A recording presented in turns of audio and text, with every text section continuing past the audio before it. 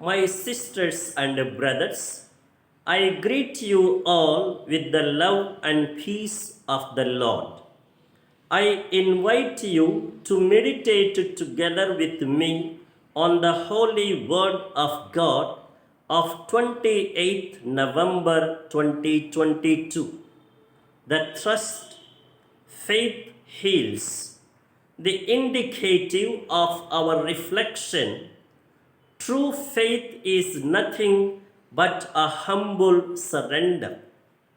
On one hand, it acknowledges the limitations of oneself, and on the other hand, it recognizes the unsurpassed greatness of God. The faith of the centurion in the gospel is so emblematic. That is why it receives high appreciation from Jesus. Jesus marveled at his faith and acclaims his faith in public, saying, "Truly I tell you, with no one in Israel have I found such faith." Now, what is the speciality of his faith that stands higher than the faith of even the chosen people of Israel? First of all, it comes from a deep trust in Jesus' power.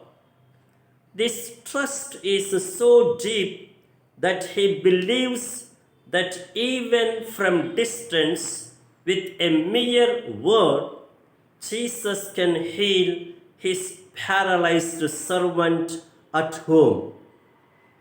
His praiseworthy faith is great because it is humble. He readily admits that the power of Jesus is far beyond his own authority. It is indeed a dignified humility because it does not arise from low self-esteem or inferiority complex or self-despisal. He is fully aware that by virtue of his office as a centurion, he too possesses the authority to command and extract obedience from his servants. But his authority is limited because it is confined only to the secular domain. In contrast, Jesus' authority is divine and spiritual. It has no confines. It has power and control even over non-human forces like sickness. It can heal even beyond space from distance just with a word.